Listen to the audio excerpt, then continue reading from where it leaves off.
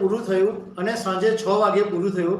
એ પછી 6:30 વાગ્યા પછી બધી ચેનલો પર એક્ઝિટ પોલ શરૂ થઈ ગયા છે અને અત્યાર સુધી બધી ચેનલો પર પત્રકારો હજુ પણ એનાલિસિસ કરવામાં લાગેલા છે. અત્યાર સુધીમાં જે ચિત્ર સામે આવી રહ્યું છે એના પરથી જોતા એવું લાગે છે કે એક્ઝિટ પોલની અંદર એનડીએની સરકાર બની રહી હોય એવું ચિત્ર ઉપસી રહ્યું છે. મોટે ભાગની ચેનલો એવું કહી રહી છે. જો કે કેટલીક ચેનલોએ તો મોટા મોટા ગેપ પણ આપ્યા છે, પણ average on an average NDA 350 કરતાં વધારે બેઠકો મેળવી રહી છે એવું આ ચેનલોનું એક્ઝિટ પોલમાં લાગી રહ્યું છે. આંકડા વિશે તમે ઘણું બધું ચેનલો ઉપર જોયું હશે.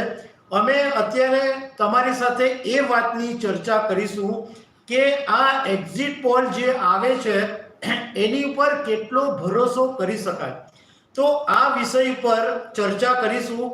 અમારી સાથે છે વિરાનભાઈ ભટ્ટ. વિરાનભાઈ ભટ્ટ સિનિયર પત્રકાર છે અને રાજકારણના જાણકાર છે અને બહુ જ્ઞાની પુરુષ તરીકે પણ ઓળખાય છે. એવું નથી રાજભાઈ, હું તમને કહું છું ને, હું જાણું છું. તો આપણે એક્ઝિટ પોલ પર કેટલો ભરોસો થાય એના બધા વિષય પર વાત કરીશું. વિરાનભાઈ, સૌથી પહેલા તો એ જાણવું છે કે આ એક્ઝિટ પોલ એક્ઝેક્ટલી હોય છે શું? એક્ઝિટ પોલ એટલે એવું કહી શકાય કે આપણે છે ને નાનપણમાં જોતા કે આપણી મમ્મી કે દાદી કે કંઈ જમવાનું બનાવે એટલે ચોખા બનાવે એટલે પેલા થઈ ગયા કે નથી ગયા થઈ ગયા એ ચેક કરવા માટે કે બધા ચેક નહીં કરે, એમાંથી 2-4 લે પછી આમ જોવે આંગળીથી કે ભાઈ આ થઈ ગયા છે ચોખા, તો આ થઈ ગયા, તો એમ કે હા ભાઈ થઈ ગયા છે. એટલે એકદમ સાદી ભાષામાં કહ્યું તો આ એક એક્ઝિટ પોલ છે. એટલે એક્ઝિટ એટલે બહાર જવું. તો બહાર જતી વખતે જ્યારે પોલ કરીને એટલે વોટિંગ કરીને બહાર નીકળતા હોય ત્યારે પૂછે ત્યાં એજન્સીઓ છે, એટલે હવે એજન્સીઓના જે માણસો છે એ ત્યાં ઉભા હોય અને પૂછે, અથવા તો પછી ઘરે પહોંચી ગયા પછી ફોન કરીને પૂછતા હોય. ત્યાં અમુક લોકો 2-3 દિવસ પછી પૂછતા હોય. એટલે જુદી જુદી રીતે પૂછે છે કે ભાઈ તમે કોને મત આપ્યો. પણ વિરાગભાઈ, ઘણા બધા સામાન્ય લોકોના મગજની અંદર એ સવાલ ઊભો થાય કે આટલો મોટો દેશ, 140 કરોડની વસ્તી, કેટલા બધા મતદાન મથકો અને કેટલા બધા મતદારો, તો આ જે એક્ઝિટ પોલના જે એજન્સીઓ છે એ કેવી રીતના નક્કી કરે? મતલબમાં એ લોકોની સેમ્પલિંગ સિસ્ટમ કેવી રીતના હોય છે? કારણ કે આટલા બધા લોકોનો મત તમે કેવી રીતના જાણી શકો? એટલે સેમ્પલિંગ સિસ્ટમ તો શું છે, એક આ સ્ટેટિસ્ટિક જે આપણે આંકડાશાસ્ત્ર કહીએ કે આંકડાશાસ્ત્રના અમુક ટૂલ છે. આ પહેલાના જમાનામાં શું છે, એક કેલ્ક્યુલેટ કરવું પડતું, એ બધું થતું. હવે તો સોફ્ટવેર આવી જાય છે એટલે એમાં આંકડા નાખે એટલે એના ઉપરથી રિઝલ્ટ ખબર પડી જાય. મેઇન વસ્તુ એ છે કે માન લો કે તમે આખા દેશની વસ્તી તમે 150 કરોડની ઉપરની વસ્તી છે. હવે આખા 150 કરોડની ઉપરની વસ્તીના લોકોનું જાણવું છે કે ભાઈ ભાત થઈ ગયા છે કે નથી થઈ ગયા, બરાબર? તો 150 કરોડને પૂછવું તો પોસિબલ નથી, બરાબર? તો એમાંથી તમે કેટલા લોકોને પૂછો તો અંદાજ આવી જાય, સાચો અંદાજ આવે.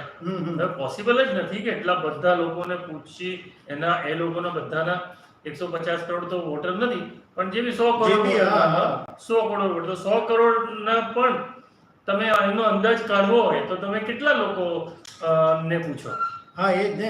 અને બીજું કે મતદારો સાચું બોલે કે નથી બોલતા એ પણ ખબર નહીં પડે. હા, એટલે એ જ છે સૌથી મોટી સમસ્યા કે આ એક્ઝિટ પોલમાં સવાલ એ જ છે કે આપણે માણસના મનને જાણવાનું છે, અને માણસના મનને જાણવું એટલે તો સૌથી અઘરું કામ છે. હવે એ લોકો સાચું બોલે છે કે ખોટું બોલે છે કે એ જો એજન્સીઓ કરે છે એ વર્ષોથી થાય છે એક્ઝિટ પોલ્સ અને એમાં અમુક સાચા બી પડે છે, ખોટા બી પડે છે. પણ વસ્તુ એ છે કે આ માણસના મનને તમે કઈ રીતે જાણી શકો, એની અંદર શું છે એને તમે જાણી શકતા નથી. તમે હમણાં જુઓ તો એક નવી ટેકનોલોજીનું યુગ છે, આપણે કહીએ છીએ ટેકનોલોજીનું યુગ છે. ટેકનોલોજીના યુગ પર તમને લાગ્યું હશે કે ભાઈ તમે માન લો સોશિયલ મીડિયા પર છો, તમે ઇન્સ્ટાગ્રામ પર, ફેસબુક કે યુટ્યુબ પર કંઈ બી જુઓ છો, તો પછી એનું એ તમારી સામે પાછું આવે છે, થાય છે ને? કે તમે કંઈ બોલ્યા હો તો એને લગતી જાહેરાત તમારી પર. તો આ શું થાય છે? આ એક્ઝિટ પોલ જેવું જ છે કે તમારી પાસેથી લોકો ડેટા લઈ લે છે, તમારી તમારા મનને વાંચવાનો પ્રયત્ન કરે છે અને મનને વાંચીને પછી તમને જે ગમતું હોય છે એ જ બતાવે છે. એટલે એક્ઝિટ પોલ વાળા પણ આ જ વસ્તુ કે તમારા મનને જાણવાનો પ્રયત્ન કરે છે, પણ એ ડેટા એકવાર લે છે, બરાબર. જેમ કે મોબાઈલમાં તમે ફેસબુકમાં તમે જુઓ છો તો એક વસ્તુ તમે વારંવાર સર્ચ કર્યા કરો તો તમને એને ખબર પડી જાય કે આને ગમે છે, પણ એક્ઝિટ પોલમાં એક વાર પૂછે છે, એક વારમાં ખરેખર તમારું મન માપી શકે છે કે નહીં, એ આઈ થિંક બહુ અઘરું કામ છે, એ પોસિબલ નથી હોતું, એટલે જ કે એ સાચા નથી બી પડતા. જી વિરાટભાઈ, આપણે ઘણા લોકો એવું કહેતા હોય છે કે એક્ઝિટ પોલમાં જે આવે તે, પરંતુ લોકોને એ જાણવામાં બહુ મજા પડે છે, એ વાત 100% સાચી છે. હા, પણ મારે તમને એ વાત પૂછવી છે કે એક્ઝિટ પોલ કેટલી વાર સાચા પડ્યા, કેટલી વાર ખોટા પડ્યા? રાજભાઈ છે ને, એક ગાલિબનો બહુ મસ્ત શેર છે કે હમે માલુમ હૈ જન્નત કી હકીકત, એટલે કે સ્વર્ગ કેવું છે અમને ખબર છે, એટલે સ્વર્ગ જેવું કઈ હોતું જ નથી, પણ એટલે હમકો માલુમ હૈ જન્નત કી હકીકત, લેકિન દિલ બહેલાને કો ગાલિબ યે ખ્યાલ અચ્છા હૈ. એટલે શું થાય, 2-3 દિવસ આપણે દિલ બહેલાવવું છે કે આપણું રિઝલ્ટ 4 તારીખે રિઝલ્ટ આવે છે તો 3 દિવસ આપણે આ દિલ બહેલાવાના રમકડા છે મારા હિસાબે. કારણ કે તમે જો આપણે સાયન્ટિફિકલી બી વિચારીએ તો 2004માં જે પ્રિડિક્શન હતું એ ખોટું પડ્યું, બરાબર. 2009માં પ્રિડિક્શન ખોટા પડે, એક્ઝિટ પોલ ખોટા પડે, 4 અને 9માં ખોટા પડે, એટલે 4 ઇલેક્શનના પાછલા જે હતો. પછી તમે જુઓ તો 14માં સાચું પડ્યું, 19માં સાચું પડ્યું, એટલે હમણાં છેલ્લા 4 ઇલેક્શનની જ વાત કરી તો 50-50% છે. 2014 નું ઇલેક્શન બહુ ચર્ચામાં હતું, કારણ કે તે વખતે અટલ બિહારી વાજપેયીનું સાઇનિંગ, સોરી 2004 આ સાઇનિંગ ઇન્ડિયાનું કેમ્પેન એટલું બધું જોરમાં હતું, આખા દેશના લોકોને એવું લાગતું હતું કે ભાજપ પર 101% આવશે, પરંતુ જ્યારે મતપેટી ખુલી ત્યારે ચિત્ર બદલાઈ ગયેલું અને કોંગ્રેસની સરકાર બની. એ તમારી વાત જે તમે કીધું તે સાચી છે.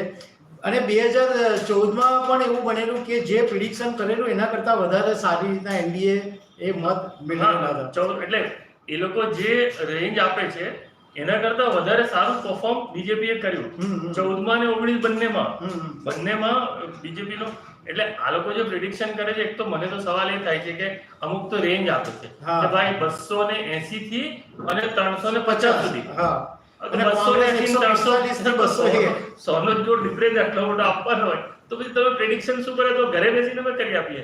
એના કરતા હું તો એમ કહું કે હું બી આવું પ્રિડિક્શન કરી શકું, બોલવાનું જ છે ને. તમને ખબર છે ભાઈ 285 થી 400 ની સીટ બીજેપી ને આવશે. ખબર છે .com એક પોલ આપી દો ને કે ભાઈ ખબર છે .com તરફથી આ છે કે ભાજપને કેટલી આવે છે?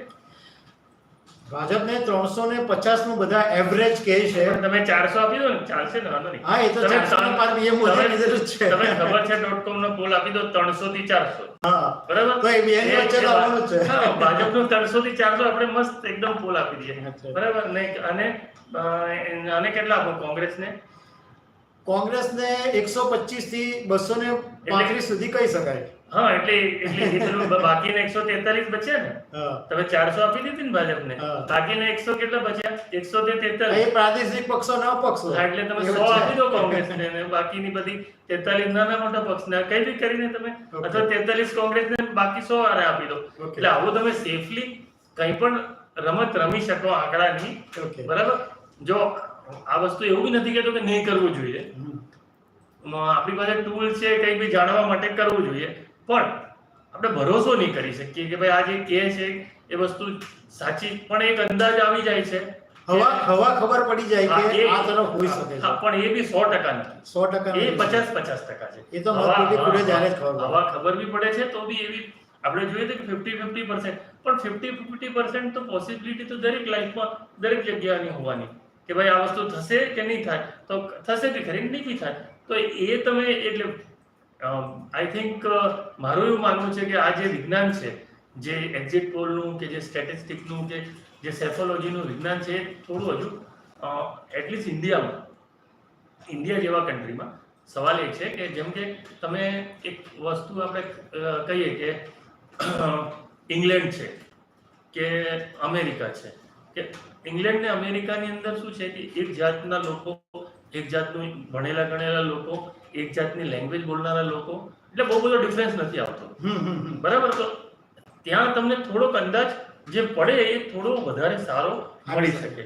પણ અહીંયા શું થાય કે આપણે તો શું કે પેલા બાર એક ગુજરાતીમાં કહેવત નથી, બાર ગાવે બોલી બદલાય એમ, એટલે બહુ થોડોક આગળ જાવ એટલે બોલી બદલાય. તો આપણે એટલું બધું ડિફરન્સ છે અને એટલા બધા વેરાયટી છે અને એટલી બધી વિવિધતા છે. હા, એટલે એ વિવિધતાની અંદરથી તમારે સાચી માહિતી કાઢવી અને એ સાચી માહિતીના આધારે કોઈ અંદાજ લગાવો એ બહુ અઘરું કામ છે. આ જે લોકો એક્ઝિટ પોલ વાળા કરી રહ્યા છે બધા બહુ મહેનત કરે છે અને સારું કરવાનો પ્રયત્ન કરે છે. પણ મારું એવો મત છે કે હમણાં એ લોકો છે ને છપછપિયા કરે છે, એવું કરે છે. બાકી એ એક્ઝેક્ટ લેવલ પર આવવું, જ્યારે ભારત એક લેવલ પર હશે, એજ્યુકેટેડ હશે, પોતાના સમજાવી શકે એવું હશે, કે જવાબ આપી શકે એવું હશે. બીજું કે તમારી પાસે મેનપાવર, જે પોલ કરનારા, એક્ઝિટ પોલ કરનારા કે જે સર્વે કરનારા લોકો એ બી એટલા ભણેલા. કારણ કે મેં જોયા છે, એક ઇલેક્શન વખતે એક ભાઈ મારી પાસે દિલ્હીથી આવેલો, એને કોઈ એજન્સીએ રોકેલો. એ મારી પાસે લગભગ 10 દિવસ સુધી રહ્યો. 10 દિવસ રહ્યો, એને કીધું કે મારે આખા સાઉથ ગુજરાતમાંથી મારે 50 લોકોની ટીમ જોઈએ છે. એને 5 લોકો નહીં મળેલા, પણ એ ગયો એ દિવસે બધો ડેટા ભરીને લખીને જતો રહ્યો. એટલે આવું બી થાય છે. એટલે કેટલો ભરોસો કરવો હોય તો આપણે આપણા દર્શકો પર છોડીએ કે તમે, જો તમને લાગતું હોય કે તમને લાગતું હોય કે છે તો તમારે ભરોસો કરવો જોઈએ. પણ પર્સનલી મારી વાત કરું તો મને નથી લાગતું કે આ હજુ પણ એક મેચ્યોર જે છે, એક મેચ્યોર સાયન્સ છે, હજુ નથી થયું. એ એક અંદાજિત સાયન્સ છે, એ એવું મારું માનવું છે. દર્શક મિત્રો, અમે ખબર છે .com ઉપર જે સામાન્ય ભાષામાં જે માહિતી હોય એ આપવાનો અમે મોટે ભાગે પ્રયાસ કરતા રહીએ છીએ. તો અમે વિરાંગભાઈ ભટ્ટ સાથે પણ વાત કરી. વિરાંગભાઈ, થેન્ક યુ વેરી મચ ખબર છે .com પર વાત